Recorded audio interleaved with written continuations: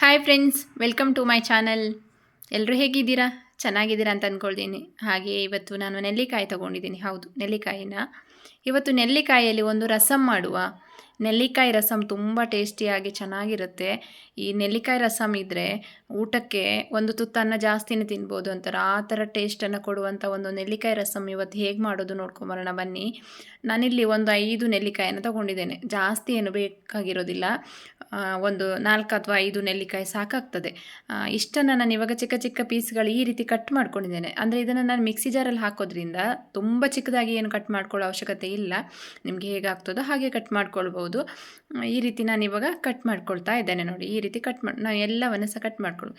ನೆಲ್ಲಿಕಾಯಿ ನಮ್ಮ ಕೂದಲಿಗಿರಲಿ, ನಮ್ಮ ಚರ್ಮಕ್ಕಿರಲಿ, ಎಲ್ಲದಕ್ಕೂ ಕೂಡ ತುಂಬಾ ಬೆನಿಫಿಟ್ಸ್ ಕೊಡುವಂಥ ಒಂದು ವಸ್ತು ನೆಲ್ಲಿಕಾಯಿ. ಹಾಗಾಗಿ ನೆಲ್ಲಿಕಾಯಿಯನ್ನು ನಾವು ಆಗಾಗ ಯೂಸ್ ಮಾಡ್ತಾ ಇರೋದು, ತಿಂತಾ ಇರೋದ್ರಿಂದ ನಮ್ಮ ಒಂದು ಅಡಿಗೆಯಲ್ಲಿ ನೆಲ್ಲಿಕಾಯಿಯನ್ನು ನಾವು ಜಾಸ್ತಿಯಾಗಿ ಅಂದರೆ ಯಾವುದು ಅತಿಯಾದರೆ ಅಮೃತವೂ ಕೂಡ ವಿಷ ಅನ್ನೋ ಹಾಗೆ ಯಾವುದು ಕೂಡ ಜಾಸ್ತಿ ಆಗಬಾರ್ದು. ನಮಗೆ ಎಷ್ಟು ಬೇಕು, ನಮ್ಮ ಇದಕ್ಕೆ ಆರೋಗ್ಯಕ್ಕೆ ಎಷ್ಟು ಮುಖ್ಯನೋ ಅಷ್ಟು ನಾವು ತಿನ್ನೋದ್ರಿಂದ ತುಂಬಾ ಹೆಲ್ತ್ ಬೆನಿಫಿಟ್ಸ್ ನಮಗೆ ಸಿಗುತ್ತೆ. ಹಾಗಾಗಿ ಇವತ್ತು ನೆಲ್ಲಿಕಾಯಿಯಿಂದ ರಸಮನ್ನು ಮಾಡುವ. ಈ ನೆಲ್ಲಿಕಾಯಿ ರಸಮ್ ಮಾಡಲಿಕ್ಕೆ ನಾನಿಲ್ಲಿ ಏನೇನು ಉಪಯೋಗಿಸ್ತೀನಿ, ಯಾವ ಐಟಮ್ಸ್ಗಳನ್ನ ತೊಗೊಳ್ತೀನಿ ಅಂತೆಲ್ಲ ಕೂಡ ನಿಮ್ಮ ಜೊತೆ ಇವತ್ತು ನಾನು ಶೇರ್ ಮಾಡ್ತೀನಿ. ನಾನು ಹೇಗೆ ನೆಲ್ಲಿಕಾಯಿ ರಸಮ್ ಮಾಡ್ತೀನಿ ಅನ್ನೋದು ಕೂಡ ನಿಮ್ಮ ಜೊತೆ ಶೇರ್ ಮಾಡ್ತೀನಿ.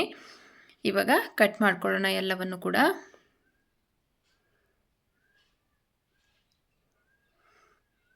ಈ ರೀತಿ ಕಟ್ ಮಾಡ್ಕೊಂಡ್ರೆ ಆಯಿತು. ಕಟ್ ಮಾಡಿ ಅದರಲ್ಲಿರೋ ಬೀಜವನ್ನು ನಾವು ತೆಕ್ಕೊಳ್ಬೇಕು. ಹಾಗೆ ಎಲ್ಲಾದರೂ ಮಿಕ್ಸಿಗೆ ಹಾಕಲಿಕ್ಕೆ ಹೋದರೆ ಅದು ನೆಲ್ಲಿಕಾಯಲ್ಲಿ ಬೀಜ ಇರ್ತದೆ, ಮಿಕ್ಸಿ ಬ್ಲೇಡು ಕಟ್ ಆಗ್ತದೆ. ಅದಕ್ಕೆ ಈ ರೀತಿ ಕಟ್ ಮಾಡಿ ನಾವು ತಗೊಳ್ಬೇಕು. ಇವಾಗ ಈ ಕಟ್ ಮಾಡಿರೋದನ್ನೆಲ್ಲವನ್ನು ಕೂಡ ನಾನೊಂದು ಮಿಕ್ಸಿ ಜಾರಲ್ಲಿ ಹಾಕ್ಕೊಳ್ತೇನೆ. ಮಿಕ್ಸಿ ಜಾರಲ್ಲಿ ಹಾಕ್ಕೊಳ್ಳುವ.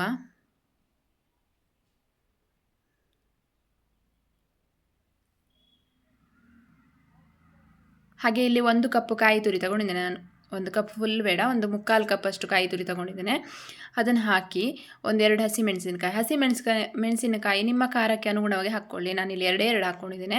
ಹಾಗೆ ಕೊತ್ತಂಬರಿ ಸ್ವಲ್ಪ, ಹಾಗೆ ಒಂದು ಇಂಚಷ್ಟು ಶುಂಠಿ ಎಲ್ಲವನ್ನು ಹಾಕಿ ನಾನಿವಾಗ ರುಬ್ಕೊಳ್ತೇನೆ. ಇದನ್ನು ಮಸಾಲೆ ರುಬ್ಕೊಳ್ಳುವ ನೀರು ಹಾಕಿ. ಇವಾಗ ಮಸಾಲೆ ರೆಡಿ ಆಯಿತು ನೋಡಿ. ಇದನ್ನೊಂದು ಪಾತ್ರೆಯಲ್ಲಿ ಹಾಕ್ಕೊಳ್ತಾ ಇದ್ದೇನೆ. ಇವಾಗ ಮಿಕ್ಸಿ ಜಾರನ್ನು ತೊಳೆದು ಸ್ವಲ್ಪ ನೀರನ್ನು, ಇದು ರಸಮ್ ಅಲ್ವಾ ನಮ್ಮದು ನೆಲ್ಲಿಕಾಯಿ, ಹಾಗಾಗಿ ಸ್ವಲ್ಪ ನೀರು ಇದಕ್ಕೆ ಆ್ಯಡ್ ಮಾಡ್ಬೋದು ನಾವು. ನಮ್ಮ ರಸಮ್ಗೆ ಎಷ್ಟು ಬೇಕೋ ಅಷ್ಟು ಹದದಲ್ಲಿ ನೀರನ್ನು ಹಾಕ್ಕೊಳ್ಬೋದು. ಇವಾಗ ಪಾತ್ರೆಯಲ್ಲಿ ಹಾಕಿ ಚೆನ್ನಾಗಿ ಮಿಕ್ಸ್ ಮಾಡಿ ಇದನ್ನು ನಾವು ಒಲೆ ಮೇಲೆ ಇಟ್ಕೊಳ್ಳೋಣ. ಇವಾಗ ಸ್ಟವ್ ಆನ್ ಮಾಡ್ಕೊಳ್ಳೋಣ. ಇವಾಗ ನಾನು ಇಲ್ಲಿ ರುಚಿಗೆ ತಕ್ಕಷ್ಟು ಉಪ್ಪನ್ನು ಸೇರಿಸ್ತಾ ಇದ್ದೇನೆ. ಉಪ್ಪು ಹಾಕಿ ಒಂದು ಸಲ ಮಿಕ್ಸ್ ಮಾಡ್ಕೊಳ್ಳುವ. ಇವಾಗ ನಾವು ಟೊಮೆಟೊ ರಸಮ್ದು ಯಾವಾಗಲೂ ಮಾಡ್ತೇವಲ್ವ, ಒಂದೇ ಥರ ಮಾಡೋದಕ್ಕಿಂತ ಈ ರೀತಿ ಡಿಫ್ರೆಂಟಾಗಿ ಮಾಡಿದಾಗ ಟೇಸ್ಟ್ ಕೂಡ ಡಿಫ್ರೆಂಟ್ ಆಗಿರುತ್ತೆ, ನಮಗೆ ತಿನ್ನಲಿಕ್ಕೆ ಕೂಡ ತುಂಬಾ ಚೆನ್ನಾಗಿರುತ್ತೆ. ಹಾಗಾಗಿ ಇವತ್ತು ಈ ರೀತಿ ಇದನ್ನು ಚೆನ್ನಾಗಿ ಕುದಿಸ್ಬೇಕು. ಇವಾಗ ಇದು ಚೆನ್ನಾಗಿ ಕುದಿ ಬರಲಿ. ಅಷ್ಟರಲ್ಲಿ ನಾವಿಲ್ಲಿ ಇದಕ್ಕೆ ನಾನು 1 ಸ್ಪೂನ್ ಕಾಳುಮೆಣಸು ಹಾಗೆ 1 ಸ್ಪೂನು ಜೀರಿಗೆಯನ್ನು ಹಾಕಿ ಜಜ್ಕೊಳ್ತೇನೆ. ಇವಾಗ ಇದು ಚೆನ್ನಾಗಿ ಜಜ್ಜಿ ಪೌಡ್ರ್ ಮಾಡ್ಕೋಬೇಕು. ಮಿಕ್ಸಿಗೆ ಹಾಕಿದರೆ ಅಷ್ಟು ಚೆನ್ನಾಗಿ ಅದು ಫ್ಲೇವರ್ ಬರಲ್ಲ. ಹಾಗಾಗಿ ನಾನು ಜಜ್ಜಿಬಿಟ್ಟು ಹಾಕಿದ್ದೀನಿ. ಫ್ಲೇವರ್ ತುಂಬ ಚೆನ್ನಾಗಿರುತ್ತೆ. ಇವಾಗ 1/4 ಸ್ಪೂನು ಟರ್ಮರಿಕ್ ಹಾಕ್ಕೊಳ್ತೀನಿ.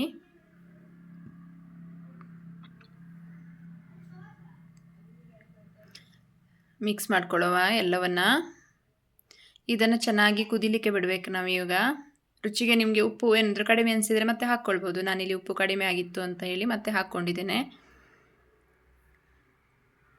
ಇವಾಗ ಇದು ಚೆನ್ನಾಗಿ ಕುದಿ ಬರ್ತಾ ಇದೆ ನೋಡಿ. ಇದಕ್ಕೊಂದು ಒಗ್ಗರಣೆ ಬಿದ್ದರೆ ಚಂದ. ಈಗ ನಮ್ಮ ನೆಲ್ಲಿಕಾಯಿ ರಸಮ್ ರೆಡಿ ಆಯಿತು. ಒಗ್ಗರಣೆಯನ್ನು ಹಾಕಿದ್ದೇನೆ. ಒಗ್ಗರಣೆಗೆ ನಾನಿಲ್ಲಿ ಸಾಸಿವೆ, ಜೀರಿಗೆ, ಹಾಗೆ ಕರಿಬೇವು, 1 ಒಣಮೆಣಸಿನಕಾಯಿ, ಹಾಗೆ ಇಂಗನ್ನು ಹಾಕಿದ್ದೇನೆ. ಒಗ್ಗರಣೆ ಹಾಕಿದ ತಕ್ಷಣ ಈ ಥರ ನಾವು ತಟ್ಟೆಯನ್ನು ಮುಚ್ಚಿಡೋದ್ರಿಂದ ಒಗ್ಗರಣೆಯ ಘಮ ಅನ್ನೋದು ಹೊರಗಡೆ ಹೋಗಲ್ಲ ಅಂತೆ. ಹಾಗಾಗಿ ಅದನ್ನು ಮುಚ್ಚಬೇಕು ತಕ್ಷಣ. ಆಗ ಒಗ್ಗರಣೆ ಘಮ ಬರ್ತದಲ್ಲ, ಅದು ಅದರಲ್ಲೇ ಉಳಿತದೆ ಅಂತ ಹೇಳಿ. ಇವಾಗ ನೋಡಿ ನಮ್ಮ ನೆಲ್ಲಿಕಾಯಿ ರಸಮ್ ರೆಡಿಯಾಗಿದೆ. ತುಂಬ ಘಮ ಅಂತ ಇದೆ. ಅಷ್ಟು ಚೆನ್ನಾಗಿ ಅದರ ಇದು ಬರ್ತಾ ಇದೆ ನಮಗೆ. ತುಂಬ ಚೆನ್ನಾಗಿರಿದೆ. ಈ ರೀತಿ ರಸಮ್ ಇದ್ದರೆ, ಯಾವುದಾದ್ರೂ ಒಂದು ಪಲ್ಯ ಇದ್ದರೆ ಸಖತ್ತಾಗಿರುತ್ತೆ ಊಟ. ಈ ವಿಡಿಯೋ ನಿಮಗೆ ಇಷ್ಟ ಆದರೆ ಒಂದು ಲೈಕ್ ಮಾಡಿ, ಶೇರ್ ಮಾಡಿ, ಕಮೆಂಟ್ ಮಾಡಿ. ಹಾಗೆ ನಮ್ಮ ಚಾನಲನ್ನು ಸಬ್ಸ್ಕ್ರೈಬ್ ಮಾಡ್ಕೊಂಡು ನೋಡಿ ಅಂತ ಹೇಳ್ತಾ ಇಷ್ಟೋ ತನಕ ನನ್ನ ವಿಡಿಯೋ ನೋಡಿದ್ದಕ್ಕೆ ಥ್ಯಾಂಕ್ ಯು. Bye bye.